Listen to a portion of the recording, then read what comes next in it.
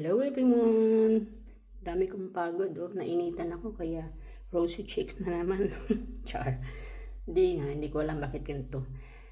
So anyway, isasagawa na natin ang ating super mabilisan, very quick house tour. Habang hindi pa nakauwi, hindi pa dumating yung ating amo. So umpisahan natin sa front. Nakalakpan.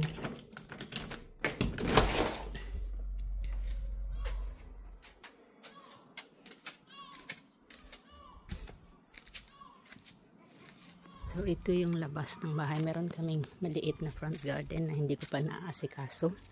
Walang laman yung aming maliit na front garden. So yan yung doon. So ito yung harap ng aming bahay.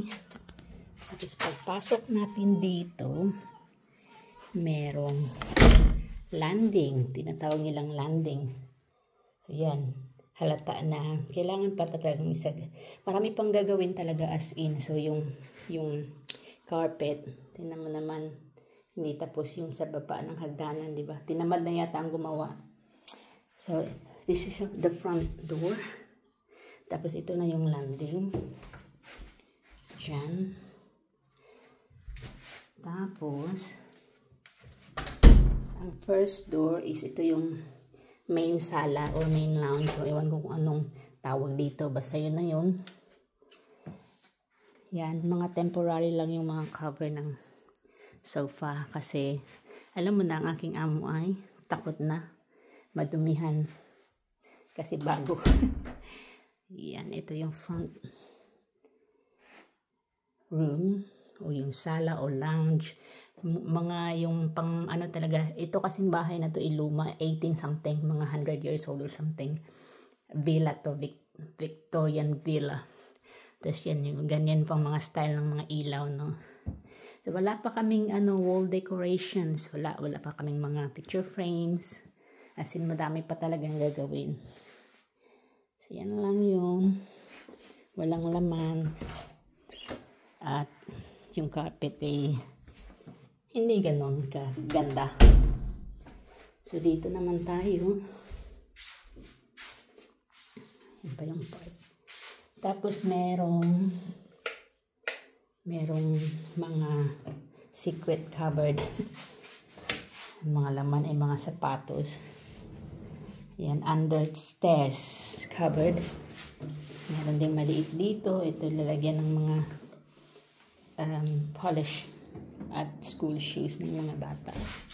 Kasi ito naman, paghangiran ng mga coat pag winter. Meron pa din maliit sa taas.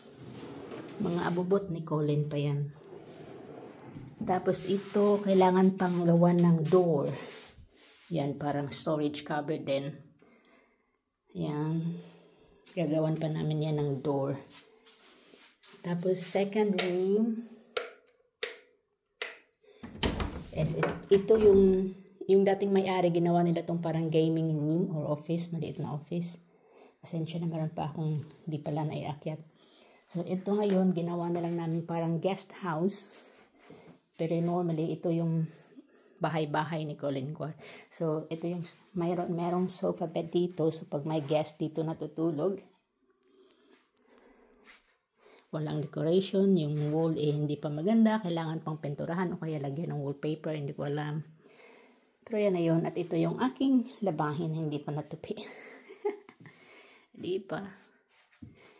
Yan, yung second room, maliit na sala, pero gagawin. Pero ito talaga yung parang guest room.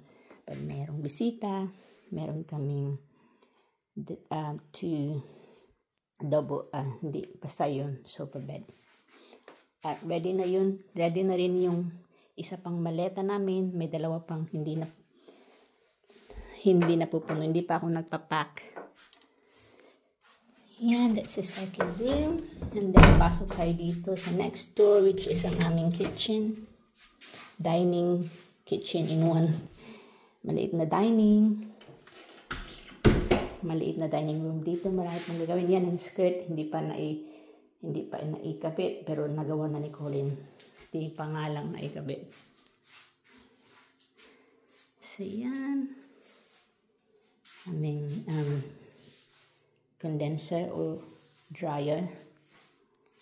Yan yung laging nagtatae yung nagpupup yung mga seagulls dyan. Nahiya na yata sila ngayon. Hindi na nagpup mula nung nalinisan ko. Yan yung surface, kitchen surface. Ang gulo. May mga built-in cupboard na din dito. At built-in yun, built-in. Kasi yun na yun.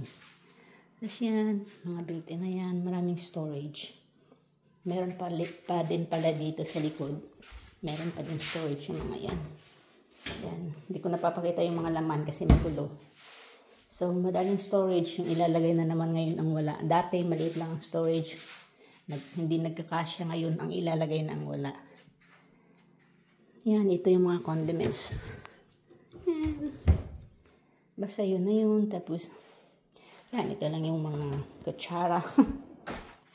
Walang kwentang ano. Hindi ako marunong mag house tour. Ganyan, madaming talaga. Tapos nandito yung washing machine. Tapos ito yung dishwasher.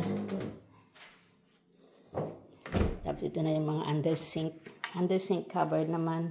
Nandito yung mga panglinis ko. Tsaka yung food waste bin. And more. Yan. And then, of course, ang ating oven. Ang ating grill. Another cupboard. Paglagyan ng mga. Tapos ito yung aming maliit na lalagyan ng mga pagkain storage. Food storage. And tapos fridge. Walang laman kasi wala yung boss. Freezer. Tapos dito naman tayo sa maliit. Dito, pagpasok mo dito, maliit na landing. Ako na ang nagpintura dito. Maliit na window. Tapos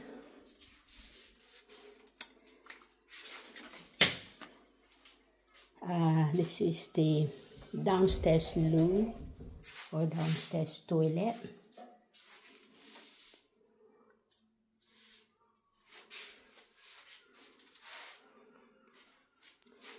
And ito din my door. Painted by me. Char. Pasok ka dito. Ito yung tinatawag nilang parang conservatory pero mas gusto kong tawagin siyang sunroom. Kasi dito pa talaga pag summer super init. So maganda siya dito tumambay. Pinalitan ko yung mga picture frames. Blue na blue. Ayan. Tapos yung dati namin yung luma naming fridge freezer. Hindi kasi naibenta. At walang oras magtapon. Kaya na lang din namin dito. Nagagamit pa din naman. Kung ano-ano na lang. Diba? Huwag tayong magsayang. Ito hindi naman talaga to para dito. Pero hindi ko alam kung saan yan ilalagay. Yan. Ang aking calamansi. Yan. So, of course, ang ating garden. Ito, hindi pa din tapos. Hindi naman alam kung anong susunod. So, this is, tawag dito? Temporary na. Yan. Tapos yun, yung garden namin dyan. Kita nyo naman yata yan sa videos ko. Hanggang doon, yun yung garden gate. Yan. So, dito naman tayo sa likod. Na pathway sa likod. Ito na yung kusina. Diba? Magulo. Meron pa akong isasampay dyan. At maglalaba pa ako ng sapatos mamaya. Mga sapatos. Ito yung labas. Naman. So, pasok naman tayo dito ulit. Aakyat na tayo sa taas. So, ayan. na tayo sa taas. Tapos, ang aking artificial plant. Pagpasok mo dito, ay, ito yung shower. Hindi. Pasensya na kayo, magulo talaga ang bahay ng aking asawa. Hindi ito bahay ito ng asawa ko. So, yan. Yan, kailangan ng palitan nga din yan eh. Pero okay pa rin. Hanggang magagamit pa. Yan. Yan. Toilet. Tapos dito naman, merong malaking storage din. Diyan yung boiler. Yung aming, yan. Hindi ko alam kung ano ilalagay. Basta dyan na yan. So, maraming storage. So, yan yung bathroom namin. Tapos, may maliit na naman na hallway. And then, first door is Chester's room.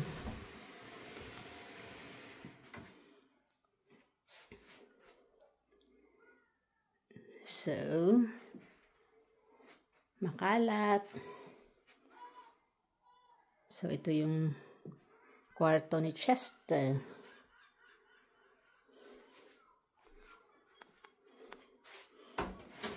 Ginawa na din ng daddy niya ng lagyan ng sapatos niya. Tapos, meron din siyang maliit, super cute na walk-in cupboard. Ano ba yun? Cabinet ng mga damit niya. So, yan lang yung Chester's bedroom. Tapos, let's continue. This is Mr. and Mrs. room. Kwarto ng aso't pusa. Oh. Wala pa talagang decorations. Yan lang yan. Yan.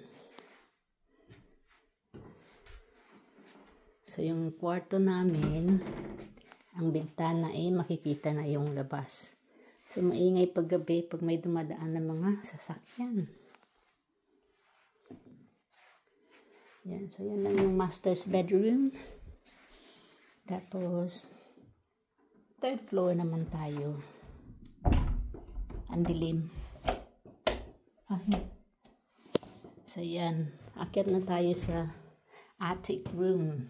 O yung room ni Alexis. Yan yung mga sapatos niya.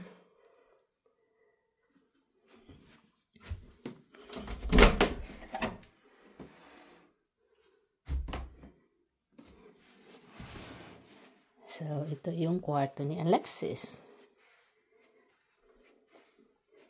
Alexis's room.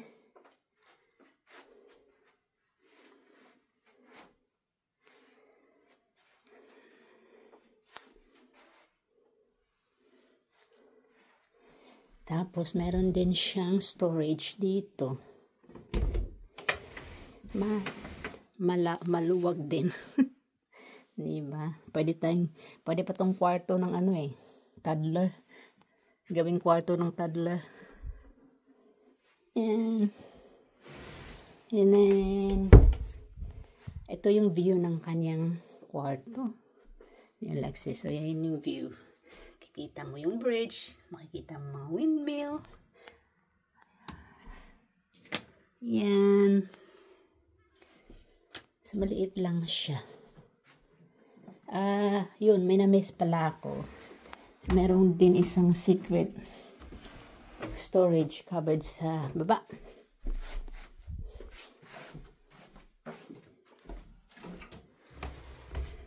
Let's go back downstairs.